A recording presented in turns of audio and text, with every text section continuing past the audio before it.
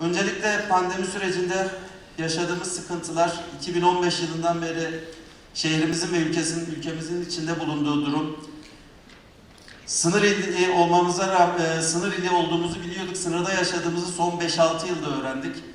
Ekonomik dünyada ve ülkemizde yaşadığımız gelişmeler, son dönemde de bu pandemi son 4 ayımızı, özellikle 2020'nin ilk 6 ayını aldı götürdü maalesef.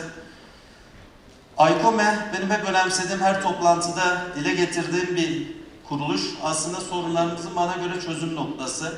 Bayağı bir yol aldık aslında işleyişiyle ilgili. Büyükşehir Belediye Başkanımızın tahmin ediyorum 6 sene önce bizi daimi üye yapmasıyla gelinen bir nokta. Fakat orada aksaklıklarımız var. Bugün onları tartışacağız. Öncelikle göreve geldiğimiz gün bir şey söylemiştik. Gaziantep'te yeni imar alanlarına ihtiyaç yok. Mevcut imar alanlarının uygulamalarının yapılması, kırmızı kodlarına verilmesi gerek demiştik. Allah'a şükür bugün gelmiş olduğumuz noktada dernek başkanımız da aynı şeyi söylüyor. Evet, bu şehir hakikaten aktif bir şehir, dinamik bir şehir. İhtiyaçları her gün artıyor. Şu ana kadar yapmış olduğumuz çalışmalardan birazdan hangi noktada ne yaptık tek tek bahsedeceğiz. Ama oraya gelmezden önce bizim üzerinde durmamız gereken en önemli konu, aslında adımı atıldı ama uygulamada biraz aksaklıklarımız var. Yine başta da söylendiği gibi AYKOME. 9.024 tane bağımsız bölüm yapılacak ve 48.730 nüfusun yaşayabileceği rezerv alan hazır. Eski hale, yeni halinde görüyorsunuz. Bu bir takım çalışması. Hep senkronizasyondan bahsedildi. Gerçekten çok önemli. Eğer bir takımda defans iyi değilse, sürekli gol yiyorsa takımın kazanması mümkün değil. Veya defans iyi, forvet iyi gol atamıyorsa yine kazanmak mümkün değil. Onun için bütün takımın hep birlikte iyi olması gerekiyor. Hep birlikte koordineli bir şekilde çalışmamız gerçekten büyük önem arz ediyor. Ben altyapı kuruluşlarımıza da teşekkür ediyorum. Hakikaten onlar da kıt kaynaklarla büyük bir fedakarlık içerisinde çalışıyorlar. Tek istediğimiz şu, bir yere tabii birisinin sadece girmesi yetmiyor. Hep birlikte girip hep birlikte işi çözmek gerekiyor ki iş neticelensin. Takım oyunu bu. Ben tekrar emeklerinizden, çalışmalarınızdan, gayretlerinizden dolayı hepinize yürekten teşekkür ediyorum. İki başkanım söyledi ama Antep geneli için konuştuğumuz zaman bizim 2014 yılından bugüne geldiğimizde 6 yılda yapılan çalışmalarla, ilçe belediyelerimizle beraber yaptığımız çalışmalarla 15.600 hektar yeni planlanmış alan oluşturuldu. Mehmet Başkanım 1 milyon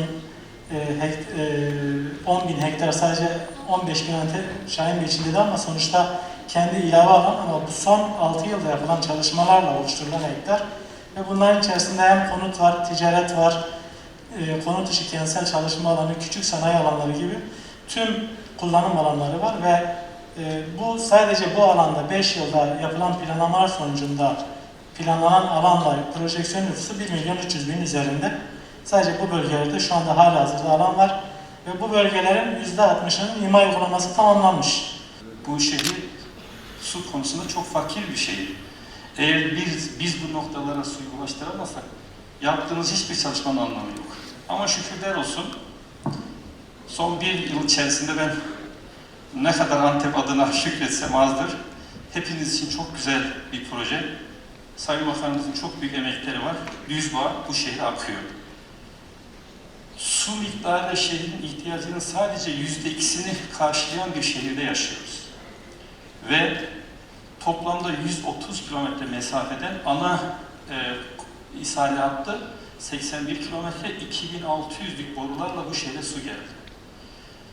Gaziantep'in tarihinde en çok konuşulan şey susuzluk idi. Şükürler olsun şu pandemi sürecinde de su kullanım oranı çok arttı.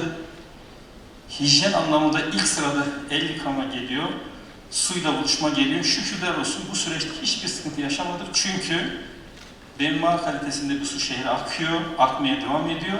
Kartalkaya barajımız yedekte bekliyor. Ve biz uzun zamandır Kartalkaya barajını kullanmıyoruz. Hakikaten dinlemek kolay bir iş değil ama memleket için, memleketimizin geleceği için çok önemli bir toplantıdayız. İbrahim Başkanıma teşekkür ediyorum. Yalnızca tespit etmeyip çözüm bulmaya çalışan, hakikaten güzel bir duruşu var. Allah için kendini de sizleri de çok seviyoruz. İki başkanıma çok teşekkür etmek istiyorum. Şehirler vücutlara benziyor. İki ana damarımız burası. Şehrin %85'i merkezde. Ustalık dönemleri ikisinin de.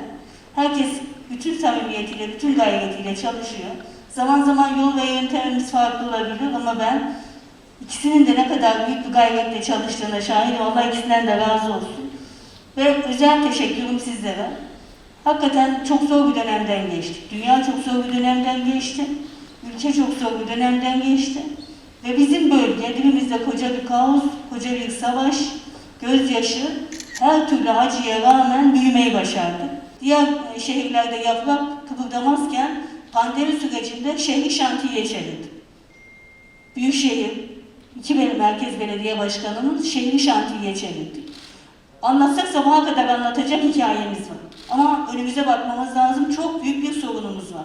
Bir taraftan sizin kazanmanız lazım, bir taraftan da şehrin konut ihtiyacını gidermemiz lazım. Ben başkanıma kaç defa söyledim, başkanım her modele hazırız, her modele açığız. TOKİ'den gelen talebin eğer biraz önce Mehmet Başkanım %26 dedi. Yani 1'e karşı 26 talep geliyor, 26 kat. Yani bu ne demek? Çok büyük bir konut açığı var, orta ve alt gelir grubunun. Bunu modellememiz lazım.